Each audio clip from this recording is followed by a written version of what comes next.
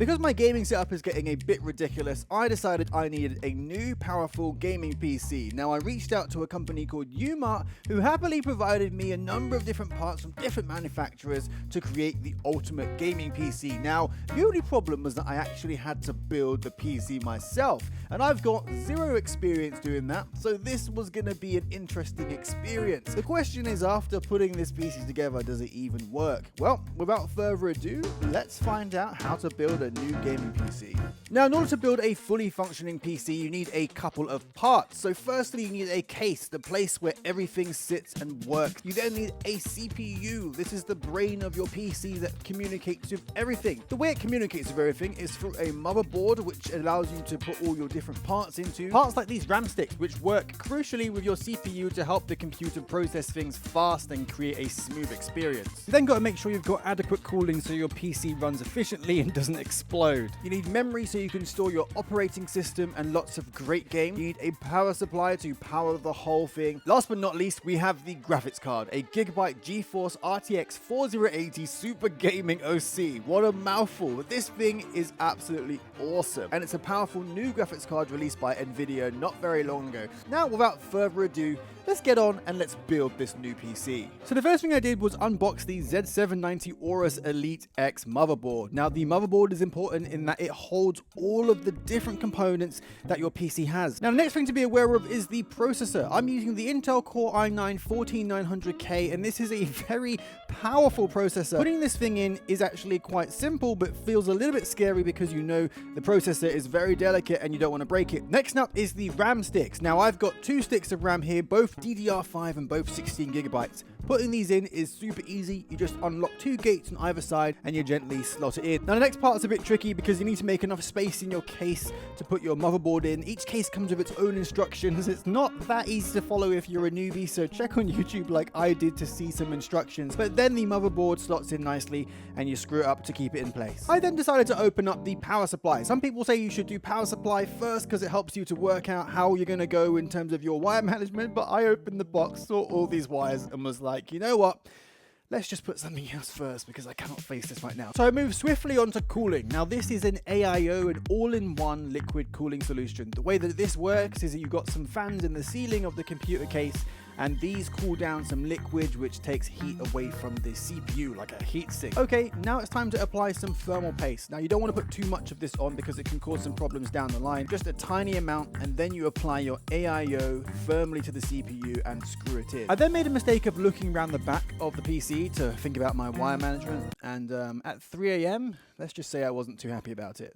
But you know what? The excitement mounted because it was time to put in the graphics card. As I said before, this is the GIGABYTE GeForce RTX 4080 Super Gaming OC card, and some cool features include a robust wind force cooling system. It's got 310mm fans, it's got RGB fusion lights with a cool halo effect, and you get 4 years warranty when you buy this bad boy. Inserting the graphics card was relatively easy, especially compared to the next part of the build, which was the final bit, which was inserting the power supply unit and routing all the cables to the right place.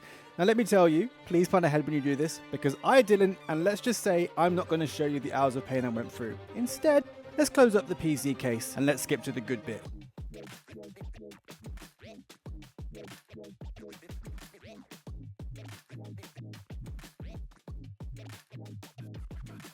I'd love to be able to tell you that I built this computer and it turned on straight away without a hitch, but that would be a massive lie. In fact, it took me a while to get this thing to work, but eventually I worked out what was wrong. Then it turned on, which was really good. Now, this PC is an absolute beast. And in the next few minutes, I'm going to show you what it's like using this on a couple of popular racing titles. First, let's start with iRacing, the most popular multiplayer racing game on the internet now. This game isn't that hard on a PC, and my old PC with 3070 graphics card ran it pretty well. But in this case, I'm using a Samsung G9 57-inch, and I'm running it at 4K 120Hz, and I'm managing to get 160 69 frames per second when playing on my own, such as doing qualifying or time trials.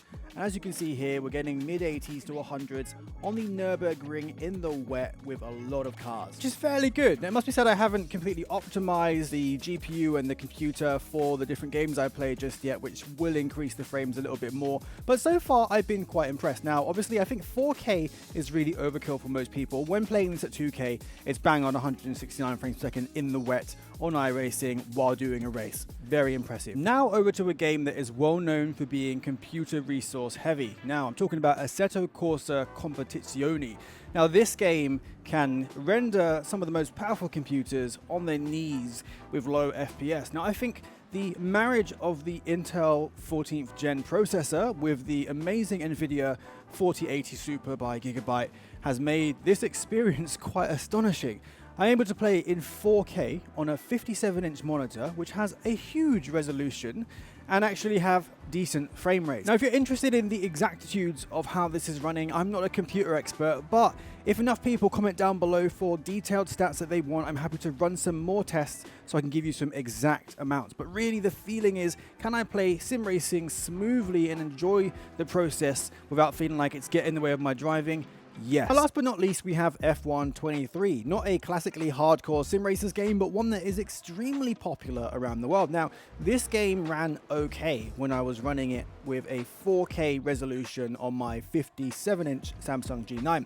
But the issue was, I found it just not quite as smooth as I wanted it to be. The frames were clearly suffering with the amount of information that this game was throwing out to the GPU. Now, don't get me wrong here, it's running 4K on a massive monitor and it's still doing well. I could still drive around the streets of Monaco without making any mistakes, and it was entirely playable. Now, I'm not a computer expert here. If you guys want some more information, again, as I said, hit me up in the comments down below or on Instagram and I can answer those questions for you. Now, ultimately, I enjoyed building this PC. It was a new skill to learn, and now I've got an amazing PC that runs really well, and I can play my sim racing games and my flight sim games on my other channel to my heart's content. Now, I want to say a thank you to UMART for helping me to arrange this project. If you need your PC parts or anything related to computers, head to their website. It's in the description below. Now, if you guys have any questions about this build, as I said before, leave a comment down below. I can't wait to make some awesome content using this new gaming PC. Till next time, guys, see you later.